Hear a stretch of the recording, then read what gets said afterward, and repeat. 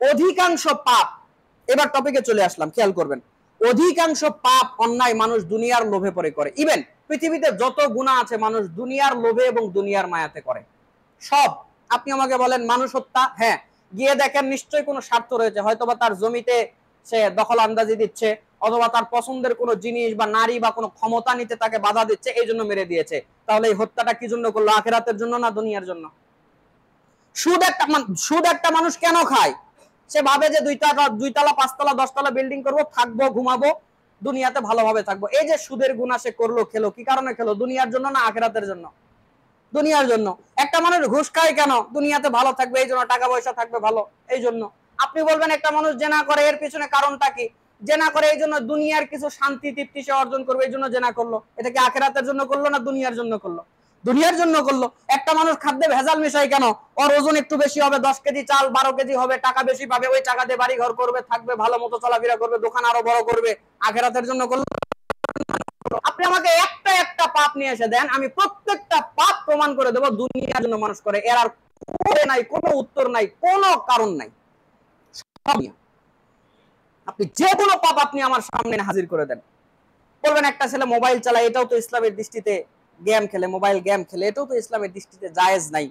তো সেটা কি জন্য সে করছে? তার ভালো লাগছে, তাই তার ভালো লাগছে, তার ব্রেন এটাকে বলছে না তোর বডির জন্য মনের জন্য খুব ভালো, তুই খেলতে থাক খেলতে থাক।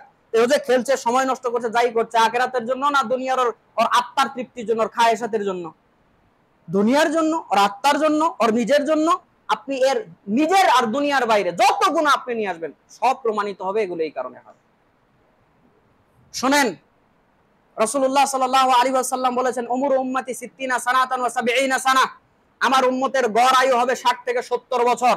আপনার আমার বয়স তাকিয়ে দেখুন, কারো বয়স 20 30 40 50, আমার বয়স দাড়ি এখনো ঠিক মতো ওঠে নাই, আমার বয়স 22 23 চলছে, আমারও জীবনের 3 ভাগের 1 ভাগ শেষ, দাড়ি এখনো ঠিক মতো ওঠে নাই। তাও তারপরে আল্লাহ হায়াত মওত কার কিভাবে রেখেছে জানা যায় না। একটা সামগ্রিক ভাবে আমি আপনাকে বললাম, আর কমও বাঁচতে পারি আমি, বেশিও বাঁচতে পারি। আপনার অনেকের এখানে বয়স রয়েছে 50 বছর 60 বছর, আপনি এখনো বেঁচে আছেন, কারো বছর 60-এর উপর চলে গেছে, 70-এর উপর চলে গেছে, আপনি বোনাস সময় কাটাচ্ছেন, বোনাস। সুতরাং আমাদের প্রত্যেককে দুনিয়ার প্রতি আসক্তি কমাতে হবে। দুনিয়ার প্রতি আসক্তি কমলেই পাপ কমবে। দুনিয়ার প্রতি আসক্তি কমলেই মনে হবে যে না, দুনিয়া তো আমার কিছুই না, এত দুনিয়াতে আমি থেকে কি করব, সুদ খেয়ে কি হবে, সব ওদের জন্য রেখে যাব, পরকালে আমি জাহান্নামের শাস্তি ভোগ করব, দরকার নাই। যা হালাল ভাবে ইনকাম হবে খাবো, যা থাকবে সন্তানদের জন্য রেখে যাবো, বাস শেষ। আপনার যখন আখিরাতের প্রতি চিন্তা ভাবনা আসবে, দুনিয়ার আসক্তি কমে যাবে, গুনাহ এমনি কমে যাবে। যখন আপনার দুনিয়ার আসক্তি কমে যাবে, আপনি তখন আর ঘুষ খেতে চাইবেন না। বেতন 20-25 হাজার হয়, যথেষ্ট, চলে যায়, লাগবে না ঘুষ, এভাবেই চলে যাবে আমার জীবন, আমি আল্লাহর জান্নাতে যেতে চাই। গুনাহ কমে গেল। যখন আপনি আখিরাতকে খেয়াল করবেন, তখন আপনার হারাম যত কাজ আছে এগুলো ধীরে ধীরে আপনি বাদ দেওয়া শুরু করবেন। এবার আসেন কোরআন এবং হাদিসের দিকে। কয়েকটা সূত্র কোরআন থেকে আপনাকে আমি বলে নেই। আল্লাহ রাব্বুল আলামিন কোরআনুল কারীমে বান্দাদের কিছু স্বভাব তুলে ধরে বলছে। আল্লাহ বলছে সূরা রুম 30 নম্বর সূরা 21 নম্বর পারা আয়াত নম্বর 7, আল্লাহ রাব্বুল আলামিন বলছেন ইয়ালামুনা যাহিরাম মিনাল হায়াতিদ দুনিয়া ওয়া হুম আনিল আখিরাতি হুম গাফিলুন। আল্লাহ বলছে দুনিয়ার মানুষ, তোমরা দুনিয়াকে খুব ভালোভাবে বোঝো। ইয়ালামুনা যাহিরাম মিনাল হায়াতিদ দুনিয়া, দুনিয়ার বাহ্যিক দিক খুব ভালোভাবে তোমরা বোঝো। ওয়া হুম আনিল আখিরাতি হুম গাফিলুন, আর আখিরাতের ব্যাপারে তোমরা প্রত্যেকটা মানুষ গাফিল। এটা আল্লাহ দাবি করছে।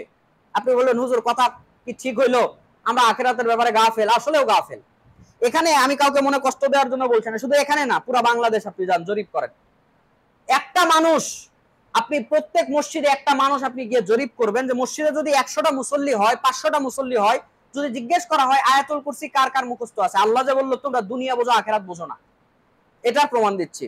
দেখা যাবে 100 জনের মধ্যে 30 জন বলবে আয়াতুল, যদিও অত না, তারপরেও একটা ধরছি, 30 জন বলবে আমরা আয়াতুল কুরসি পারি, বাকি 70 জন বলবে আমরা পারি না। যারা পারি না বলবে তাদের বয়স আবার 25 15 20, খবর নেবেন, এরাই বেশিরভাগ পারে না। পারে কারা? যাদের বয়স 50 60 65, এক সময় মুখস্থ করেছিল তাই পারে। যাদের বয়স 20 25 30 এরা পারে না, খোঁজ নেবেন। তো এখন পারে না, মসজিদ থেকে আমি যদি আজকে ঘোষণা দেওয়া হয়, আমাকে বলা হয় যে এখানে যারা মুসল্লি আছেন নাম লিস্ট করা হবে, যারা পারে না আয়াতুল কুরসি আগামী সপ্তাহে যদি মুখস্থ করে দিতে পারে তাদেরকে 1000 করে টাকা দেওয়া হবে। কত টাকা? 1000। তো আল্লাহ নবী বলছেন ফরজ সালাতের পরে তোমরা আয়াতুল কুরসি পড়ো, পড়লেই জান্নাতে তোমাদের ঠিকানা হবে, মরলেই জান্নাত। আর একটা জান্নাতের একটা এরিয়া আপনি একটা চাবুক মোড়ায় রাখলে একটা কাপ পিরিসির আকৃতি ধারণ করবে। আল্লাহ নবী বলছেন 4330 নম্বর হাদিস ইবনু মাজাহ, আল্লাহ নবী সাল্লাল্লাহু আলাইহি ওয়াসাল্লাম বলেছেন পুরা দুনিয়া এবং এর মধ্যে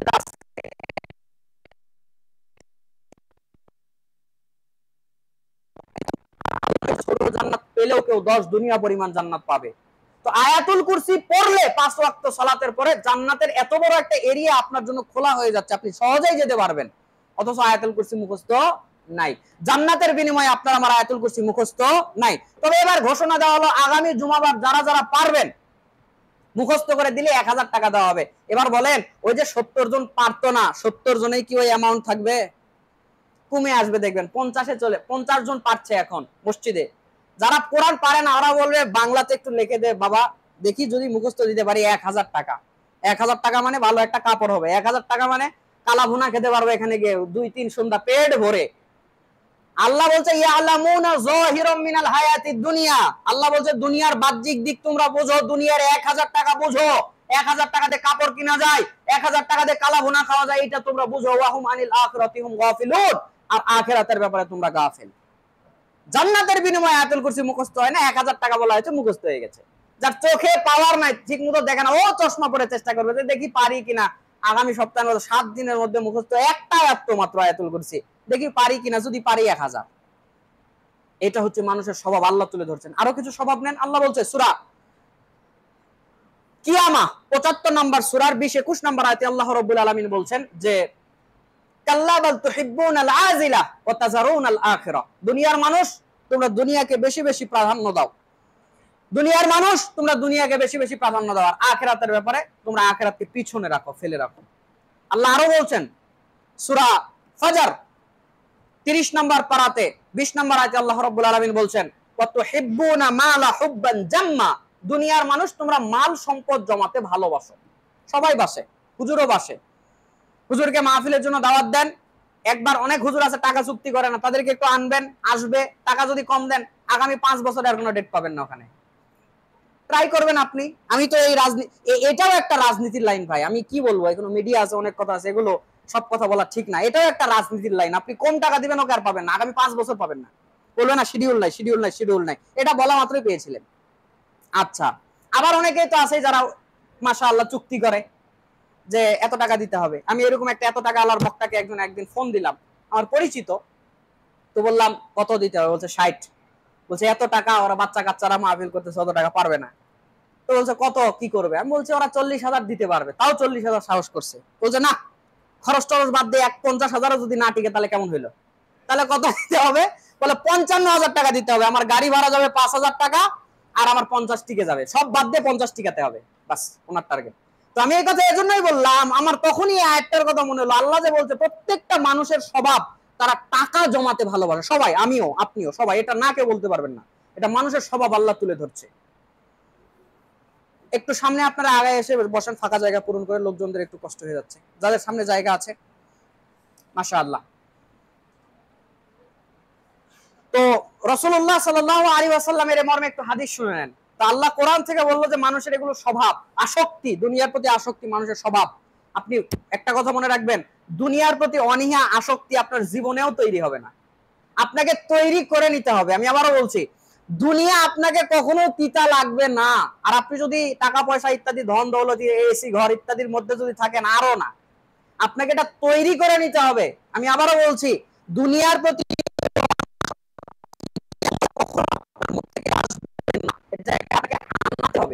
এটা ন্যাচারালি আসবে না, কি হবে এটা বোঝাতে হবে, তারপর আসবে। দুনিয়া কত তুচ্ছ জানেন, কত মূল্যহীন জানেন। আল্লাহ নবী একদিন বাজারের মধ্যে দিয়ে যাচ্ছেন, সহিহ মুসলিম হাদিসটা পেয়ে যাবেন, সহিহ মুসলিম হাদিস নাম্বার 7150, কিতাবুজ যুহদি ওয়ার রাকাইক। আল্লাহ নবী সাল্লাল্লাহু আলাইহি ওয়াসাল্লাম সাহাবীদেরকে নিয়ে এক বাজারের মাঝখান দিয়ে যাচ্ছেন। আল্লাহর নবী আছেন, সাহাবীরা আছে, বাজারের লোকজনেরা আছে। আল্লাহ নবী বাজার অতিক্রম করছেন। বাজার অতিক্রম করার সময় আল্লাহ নবী একটা ছাগল দেখতে পারলেন রাস্তার ধারে, ছাগলটা ছোট, ছাগলটা মরা, ছাগলটার কানও ছোট। আবারও বলছি, ছাগলটা রাস্তার ধারে পড়ে আছে, ছাগলটা মরা, ছাগলটা ছোট, ছাগলটার কানও ছোট। আল্লাহ নবী অতিক্রম করছেন, ওই ছাগলের সাইডে গিয়ে আল্লাহ নবী দাঁড়িয়ে গেলেন। দাঁড়িয়ে গিয়ে বলছেন সাহাবীদেরকে লক্ষ্য করে, আইয়ুকুম ইউহিব্বু আন্না হাযা লাহু বিদিরহামিন, তোমাদের মধ্যে এমন কেউ কি আছো এই ছাগলটাকে একটা দিরহামের বিনিময়ে কিনতে চাইবে? তোমাদের মধ্যে কি এমন কেউ আছো? ফাকালু, তারা সবাই বলল, মা নুহিব্বু আন্নাহু লানা বিশাইইন ওয়া লা নাসনাউ বি, আল্লাহর নবী এই মরা ছাগলটা আমরা একটা দিরহাম তো দূরে থাকলো, বিশাইইন কিছুর বিনিময়ে আমরা নেব না। আল্লাহ নবী বললেন কিছুর বিনিময়ে, আল্লাহ নবীকে তারা উত্তর দিলেন কিছুর বিনিময়ে নেব না। কিছুর বিনিময় মানে একটা টিস্যুর বিনিময়েও আমরা এই মরা ছাগলটা নেব না। কিছুর বিনিময়ে না মানে একটা পলিথিনের বিনিময়ে ওই মরা ছাগল আমরা নেব না। কিছুর বিনিময়ে না মানে একটা সেরা জোতার বিনিময়ে আমরা নেব না। এগুলো কিন্তু হাদিসে নাই, আমি আপনাকে বোঝার জন্য বলছি। বিশাইইন মানে আপনি যতই তুচ্ছ কিছু আনেন, সাহাবীরা এমন উত্তর দিয়েছে যে দুনিয়ার তুচ্ছ থেকে তুচ্ছ কোনো জিনিসও যদি হয় আর সেটা দিয়ে যদি আমাদেরকে এটা কিনে নিতে বলা হয়, আমরা নেব না। আল্লাহ নবী আবার প্রশ্ন করলেন, আতুহিব্বুনা, তোমরা কি এটা পছন্দ করবে যে তোমাদেরকে এটা দেওয়া হবে? তোমাদেরকে এটা পছন্দ হবে যেটা তোমাদেরকে দেওয়া হবে? একটা হচ্ছে নেওয়া আর একটা হচ্ছে দেওয়া। তো আল্লাহ নবী বললেন এটা তোমাদেরকে নেওয়া লাগবে না, দেওয়া হবে ফ্রিতে। তখন আল্লাহ নবীকে তারা উত্তর দিলেন, ওয়াল্লাহি, আল্লাহ নবী আল্লাহর কসম করে বলছি, লাউ কানা হাইয়ান, এটা যদি জীবিত থাকতো, কানা আইবান ফিহি লিআন্নাহু আসাক্কু, এর কান ছোট হওয়ার কারণে জীবিত যদি হতো আর একে যদি বাজারে বিক্রি করার জন্য তোলা হতো এর দাম কম হতো। ফাকাইফা, কিন্তু কিভাবে? ওয়া হুয়া মাইয়িত, এটা তো মরে গেছে, এটা আমরা নেব তো নেব কিভাবে? এ তো জীবিত থাকলেও বাজারে তুললেও তো এর দাম কম হতো, এ তো মরে গেছে, এটা আমরা নিয়ে করব তো করব কি? তখন আল্লাহ নবী সাল্লাল্লাহু আলাইহি সাল্লাম বলেন, ফাওয়াল্লাহি লাদ-দুনিয়া লাদ-দুনিয়া লাদ-দুনিয়া আহনু আলাল্লাহি মিন হাযা আলাইকুম, আল্লাহ নবী তাদেরকে কসম করে বললেন, ফাওয়াল্লাহি, আমি আমার আল্লাহর কসম করে বলছি, লাদ-দুনিয়া আহনু আলাল্লাহি মিন হাযা আলাইকুম, তোমাদের কাছে মরা ছাগল যত তুচ্ছ, আল্লাহর কাছে এই দুনিয়া এর চেয়ে বেশি তুচ্ছ। কোনো মূল্য নাই। দুনিয়া কারোর সঙ্গে ভালো আচরণ করে না, দুনিয়া পৃথিবীর সব মানুষের সঙ্গে খারাপ আচরণ করে। তারপরেও বলেন দুনিয়া আমার, এটা আমার, ওইটা আমার, বাড়ি আমার, ঘর আমার। অনেক মানুষ আছে যারা অহংকারের সাথে বুকে 1 কেজির একটা থাবর মেরে বলে এই জায়গাটা আমার, আমার এই বাড়িটা আমার, এই পুকুরটা আমার, এটা আমার, ওইটা আমার, বলে না? বলে না? আল্লাহ নবী বলছেন এটা মানুষের স্বভাব, এটাও মানুষের স্বভাব। খোলেন সহিহ মুসলিম 7154 নম্বর হাদিস, কিতাবুজ যুহদি ওয়া রাকাইক, এবং ইমাম আহমদ ইবনে হাম্বলের একটা বই রয়েছে আজ-যুহুদ, এটা খুলবেন, এখানে ওই হাদিসটা আপনি পেয়ে যাবেন। আল্লাহর নবী সাল্লাল্লাহু আলাইহি ওয়াসাল্লাম দুনিয়ার মানুষদেরকে লক্ষ্য করে বলছেন, দুনিয়ার মানুষ, তোমাদের এটা স্বভাব, ইয়াকুলুল আব্দু মালি মালি, আদম সন্তান বলতে থাকে ওইটা আমার সম্পদ, ওইটা আমার সম্পদ, এটা আমার সম্পদ, বলে না? বলে না? বিশেষ করে নতুন বেহাই যখন বাড়িতে আসে, ছেলে মেয়েকে যখন বিয়ে দেন,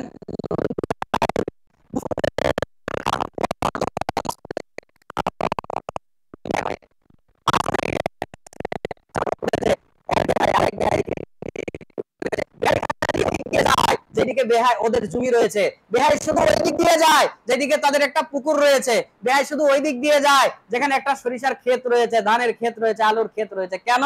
সাইড দিয়ে যাওয়ার সময় বলবে এই পুকুরটা আমাদের। এই দিক দিয়ে আবার যাওয়ার সময় বলবে এই যে আম বাগান দেখছেন, রাজশাহীর মানুষ তো অনেকের আম বাগান আছে, এই যে আম বাগান দেখছেন এটা আমাদের। আবার এইদিকে তাকিয়ে বলছে এই যে 2 বিঘার পুকুরটা দেখছেন এটা আমাদের। আরেকবার ওইদিকে তাকিয়ে বলছে ওই যে দেখেন ধান দেখা যাচ্ছে, আশেপাশে ধান কেটেছে, আমাদেরটা একটু পরে লাগিয়েছিলাম, কাটতে পারি নাই, ওই যে দাঁড়িয়ে আছে 5 বিঘার জমি, ওইটা আমাদের। সব আমাদের, আমাদের, আমাদের, আমাদের, বলে না? বলে না? শোনেন, আপনি যখন আপনার ছেলেকে বিয়ে দিয়ে, আপনাকে যখন আপনার আব্বা বিয়ে দিয়েছিল, তিনি তার বেয়াইকে ডেকে এনে বলেছিল এইটা আমাদের, ওইটা আমাদের, ওইটা আমাদের। আপনার দাদাকে যখন আপনার দাদার আব্বা বিয়ে দিয়েছিল, তিনি তার বেয়াইকে ডেকে এনে বলেছিলেন এইটা আমাদের, ওইটা আমাদের, ওইটা আমাদের। যাক, উপরে আর না গেলাম। তারাও এক সময় তাদের বেহাইকে বলেছিল এটা আমাদের, ওইটা আমাদের, ওইটা আমাদের। কিন্তু তারা আমাদের বলার জন্য আজকে আর অবশিষ্ট নাই, তারা বেঁচে নাই, তারা চলে গেছে। দাবি করার জন্য তারা আর বেঁচে নাই।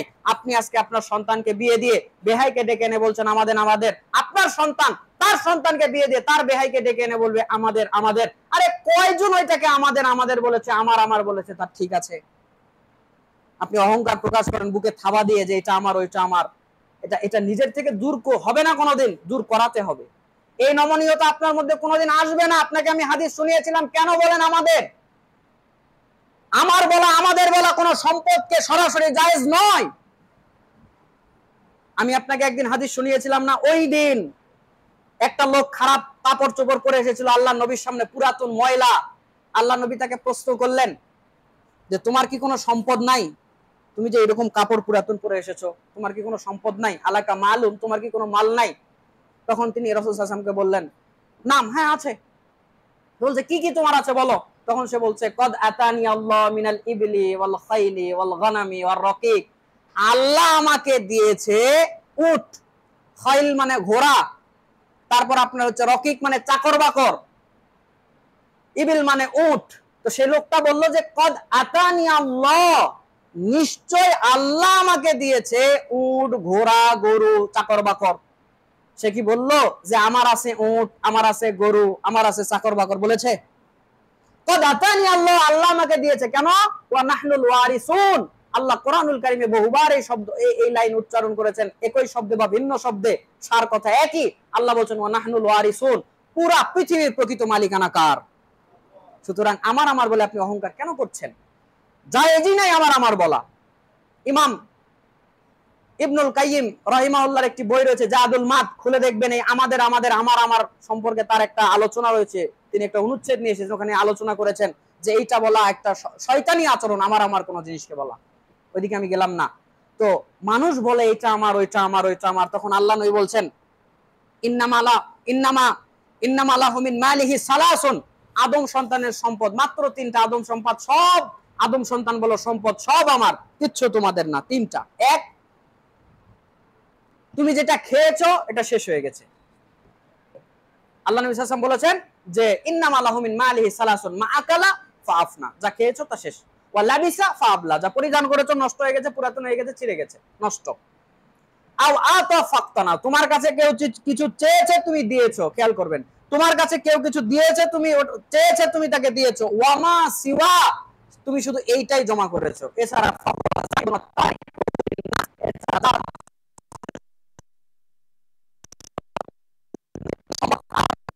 সন্তানের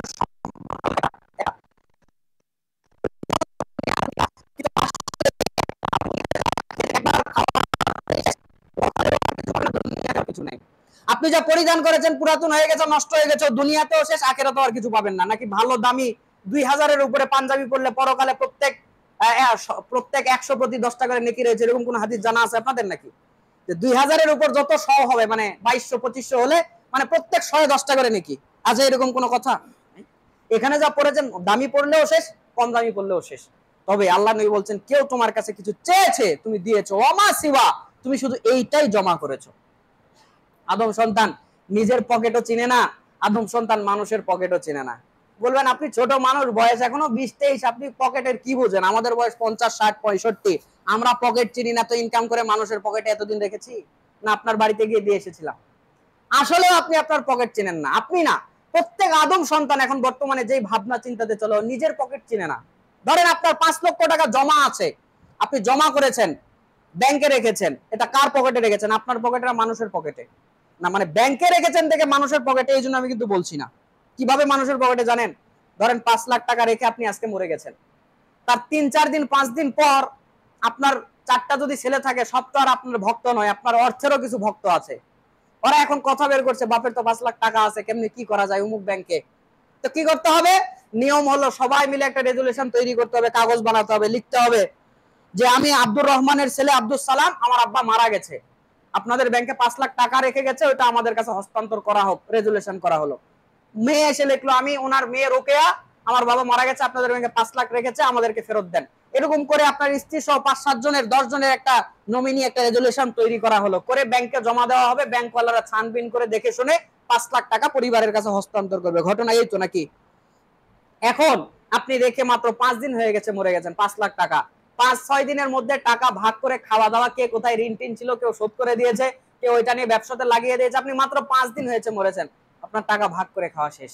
এখন বলেন টাকা কার পকেটে জমিয়েছেন? কি আপনার পকেট না মানুষের পকেট? তো বলেন আমার পকেট কোনটা? আপনি মসজিদে দিয়েছিলেন 500 টাকা, এই মাইপাড়া বাজার, পুঠিয়া বাজারে মসজিদ হোক এই জন্য দিয়েছিলেন 2000 টাকা। আপনি আর একটা গরিবের বিয়ে হয় না, দিয়েছিলেন 20,000 টাকা। একজন মানুষের পানি খাওয়ার খুব কষ্ট হয়, পুঁতে দিয়েছিলেন একটা মোটর 15-20,000 টাকা। এই যে আপনার একটা জমা, এরকম একটা জমা আছে না নাই, এটাও আপনার একটা জমা। তো আমরা সবাই পুঠিয়াবাসী চিন্তা করলাম ওর 5 লাখ, ওই 5 লাখ তো আর খেতে পারলাম না, তার এই জমাটা একটু কোনোভাবে তুলে খাওয়া যায় কিনা। সবাই আপনারা রাজশাহীবাসী সবাই মিলে একটা রেজুলেশন তৈরি করলেন যে ওর ওই নেকি তো আল্লাহর দরবারে আছে, ওর ওই জমা তো আছে, ওই জমাটা আমরা একটু তুলে খাই। পুরা রাজশাহী কেন, পুরা বাংলাদেশ কেন, পুরা পৃথিবীর মানুষ ওই জমা তুলতে পারবে? এবার বলেন ওইটা কার জমা? ওইটা আপনার, কেউ নিতে পারে না, পুরা পৃথিবীর মানুষ নিতে পারে না। আর আপনি এদিকে 5 লাখ রেখে শুধু মরেছেন, তুলে খাওয়া শেষ। তাহলে আদম সন্তান নিজের পকেটও চেনো না, মানুষের পকেটও আদম সন্তান চেনো। আল্লাহ রাব্বুল আলামিন আমাদেরকে বোঝার তৌফিক দান করুক, বলেন আমিন। দেখবেন দুনিয়ার আচরণ আপনাকে আরেকটা দেখায়, আপনাকে দুনিয়ার একটা আচরণ আরেকটা দেখায়। নিজেকে কোনোদিন মরার খাটে কল্পনা করেছেন? নিজেকে কোনোদিন মরার খাটনিতে কল্পনা করেছেন যে আমি মারা যাব, আমাকে এভাবে এভাবে গোসল করাবে, এভাবে এভাবে আমাকে কবর পর্যন্ত নিয়ে যাবে, অথবা আমি বাঘের পেটে যেতে পারি, আমার জীবন শেষ হয়ে যেতে পারে? এরকম পরিকল্পনা কেউ করেছেন? নিজেকে বিছানাতে শুয়েছেন বা এরকম ভাবনা শুয়ে ভাবছেন যে আমি এভাবে মরবো, আমাকে মানুষ এভাবে কবরস্থ করবে, কেউ কি ভেবেছেন? একজন দুইজন যদি ভেবে থাকেন একটু হাত তোলেন। তাহলে হুজুর একাই মরবেন নাকি?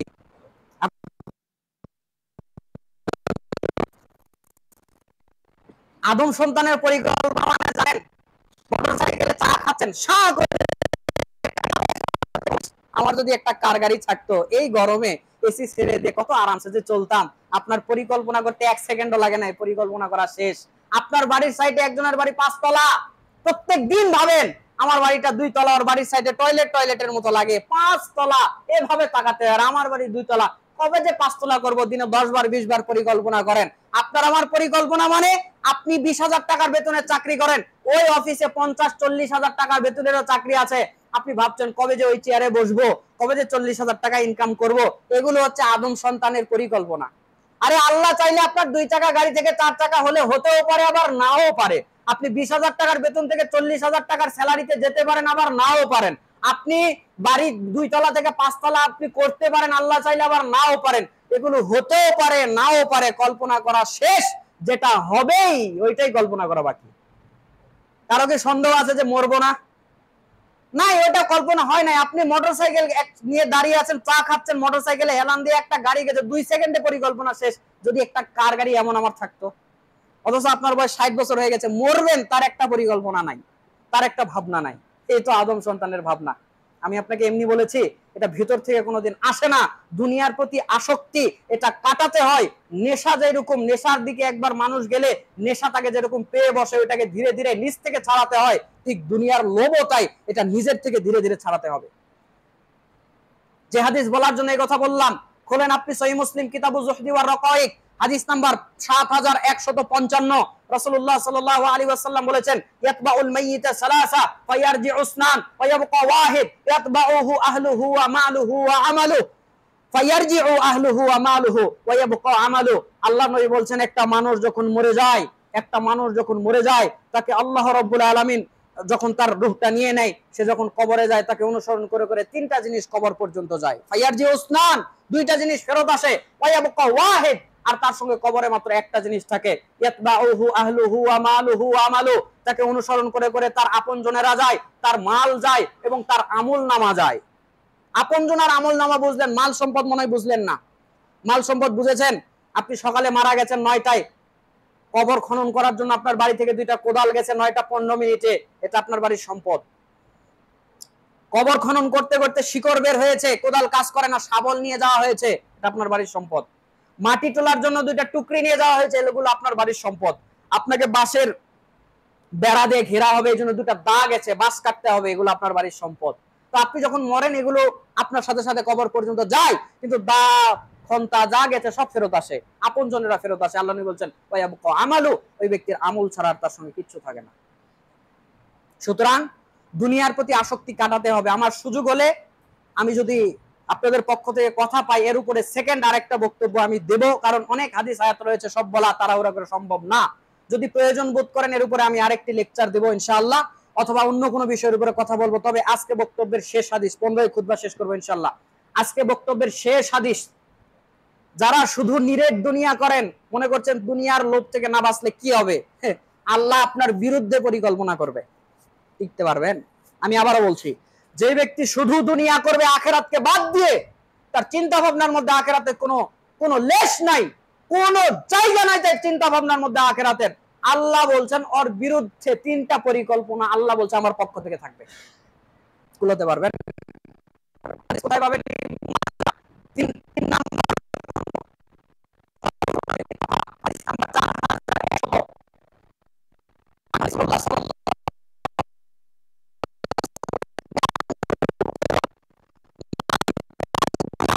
যে মানুষের চিন্তা ভাবনার মধ্যে শুধু দুনিয়া থাকে, যেই মানুষের কল্পনার মধ্যে শুধু দুনিয়া থাকে, আল্লাহ বলছেন ফাররাকাল্লাহু আলাইহি আমরাহু, আল্লাহ পরিকল্পনা করে কাজগুলোকে হযবরল করে দেয়।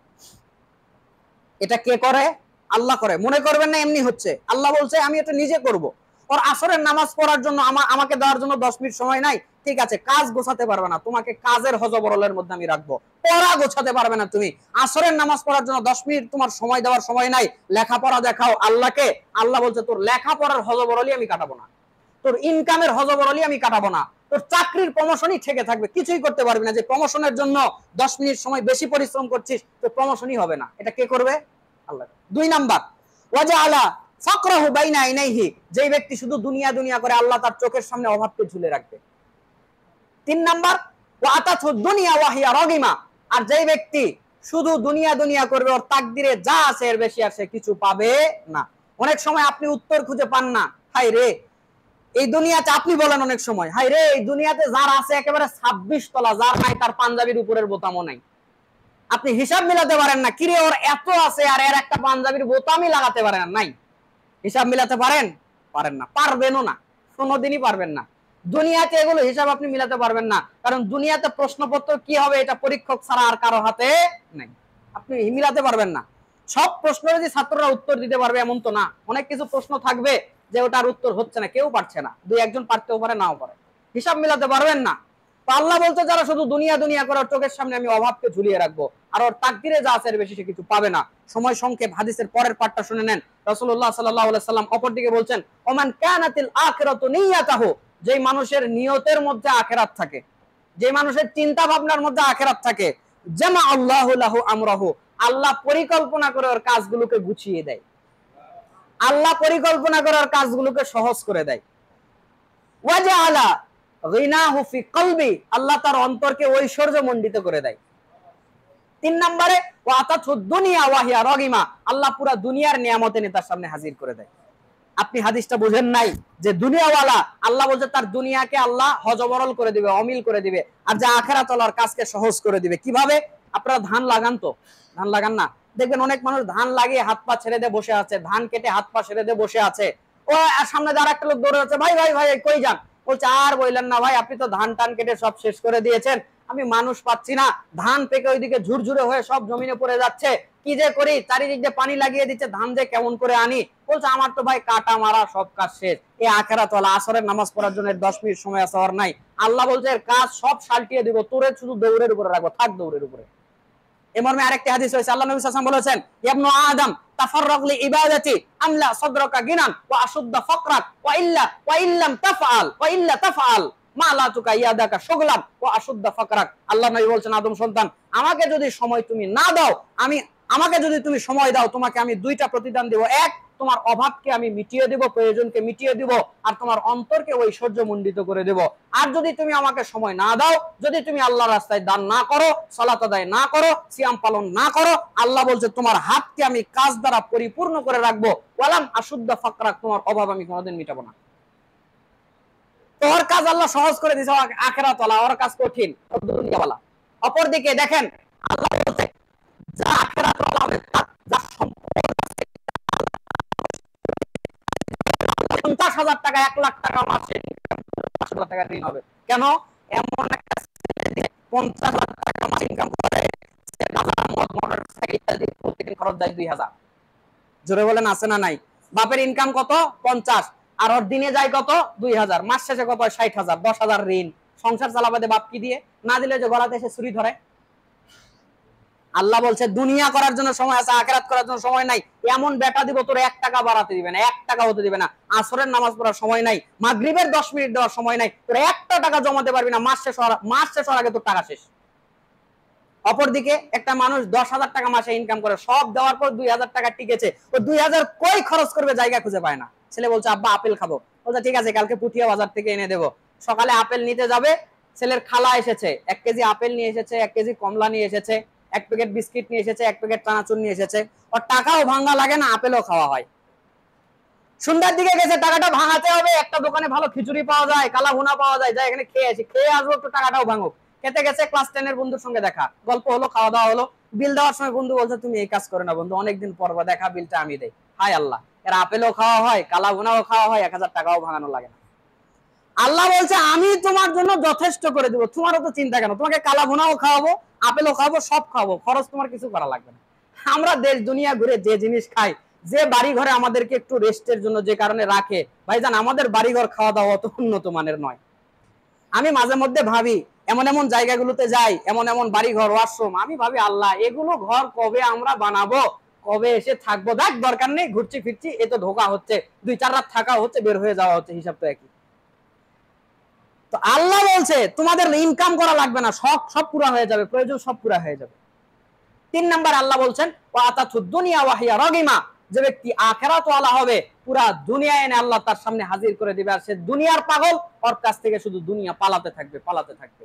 যাই হোক, মোট কথা হলো আমরা যেই কাজগুলো করছি, যে অন্যায়গুলো করছি, দুনিয়াকে ভালোবেসে, দুনিয়া কেন্দ্রিক, মন থেকে দুনিয়ার লোভ ভালোবাসা তাড়িয়ে দেন। আমি একেবারে আপনাকে দুনিয়া করতে নিষেধ করি নাই। দুনিয়া করবেন কতটুকু, প্রয়োজন যতটুকু। ভাত খান কতটুকু, আপনার ক্ষুধা যতটুকু, নাকি খেতেই থাকেন। যদি খেতেই থাকেন, হয় বমি হয়ে সব বের হয়ে যাবে, না পেট পেটে মরে যাবে। খেতে হবে কতটুকু, ক্ষুধা যতটুকু। দুনিয়া করবেন কতটুকু, আপনার প্রয়োজন যতটুকু। আখিরাত হচ্ছে আপনার মূল টেক্সট বুক, আর দুনিয়া হচ্ছে গল্পের বই। কেউ কি টেক্সট বুক রেখে গল্পের বই পড়ে না। ক্লাসের পড়া শেষ করে গল্পের বই পড়ে, ঠিক তেমন দুনিয়া হচ্ছে গল্পের বই, আর আখিরাত হচ্ছে ক্লাসের বই। ওইটা পড়ে কমপ্লিট করে গল্পের বই পড়েন, দুনিয়া করেন, কোনো অসুবিধা নাই। যতটুকু প্রয়োজন অতটুকু হালাল ভাবে। হ্যাঁ, এখানে আর একটা কথা বলেন, সময় শেষ হয়ে গেছে, যে আপনি কি ধনী তাহলে হতে পারবেন না? 2 শর্তে ধনী হতে পারবেন। হাদিসটা আমার ছুটে গেছে, আমি তো বললাম সব আজকে বলা সম্ভব না। আল্লাহ নবী সাল্লাল্লাহু আলাইহি ওয়াসাল্লাম বলেছেন, আল আকসারুনা হুমুল আসফালুনা ইয়াউমাল কিয়ামা, হাসরের ময়দানে ওই ব্যক্তি খুবই অপমানিত হবে। ইল্লামান কলা, কিন্তু ওই ব্যক্তি হবে না যে বলে বিল মালি, আমার সম্পদগুলো হাকাজা, এখানে ব্যয় করো, হাকাজা ওখানে ব্যয় করো, ওয়া কাসাবা মিন তাইয়্যিব, এবং সেটা হালাল পথে সে উপার্জন করেছে। ওসমান রাদিয়াল্লাহু তাআলা ধনী ছিল না? ছিল। অনেক মানুষ দিনদার ধনী নাই, আছে। কয় শর্তে ধনী হতে পারবেন? 2 শর্তে। 1, হালাল পথে উপার্জন করতে হবে, আর উপার্জন হালাল পথে অনেক হলে কি করতে হবে? ব্যয় করতে হবে ভালো ভালো কাজে, জমিয়ে রাখতে পারবেন না। হ্যাঁ, আপনার জন্য রাখবেন, কিন্তু ভালো ভালো কাজেও ব্যয় করতে হবে। ভালো কাজে ব্যয় করবেন, জমিয়ে রাখতে যদি চান রাখবেন, ভালো কাজে ব্যয় করে জমিয়ে রাখবেন, এবং হালাল পথে উপার্জন করবেন, তাহলে পরকালে ক্ষতিগ্রস্ত হবেন না। আল্লাহ আমাদের প্রত্যেকের অন্তর থেকে দুনিয়ার প্রতি অতিরিক্ত ভালোবাসা আল্লাহ দূর করে দেখ। ভাইরে, এই গরমে দুনিয়াতে থেকে কি করবে, কি লাভ করবেন? মরে যান, পরকালে আল্লাহ যদি আপনাকে জান্নাত দেয়, এগুলো গরম ঠান্ডা আমার তো মনে হয় আল্লাহ পক্ষ থেকে যদি এমন কোনো পরোয়ানা আমার জন্য আসতো যে তুমি মরলে জান্নাত পাবে, আমি বলতাম আমার আর দুনিয়াতে থাকা লাগবে না, আমাকে নিয়ে চলে যান। কিন্তু পাবো কিনা এই একটা মনে ভয়, এই ভয় আবার মনে হয় যে কি যে হয়। আমরা সবাই আখিরাতমুখী হই। আল্লাহ আমাকে, বিশেষ করে আমাকে সহ সবাইকে আখিরাতমুখী হওয়ার তৌফিক দান করুক। দুনিয়ার অতিরিক্ত লোভ থেকে আল্লাহ আমাদেরকে হেফাজত করুক। আমিন। হাযা মা ইনদি ওয়াল ইলমু ইনদাল্লাহ আলাইহি তাওয়াক্কালতু ওয়া ইলাইহি উনীব।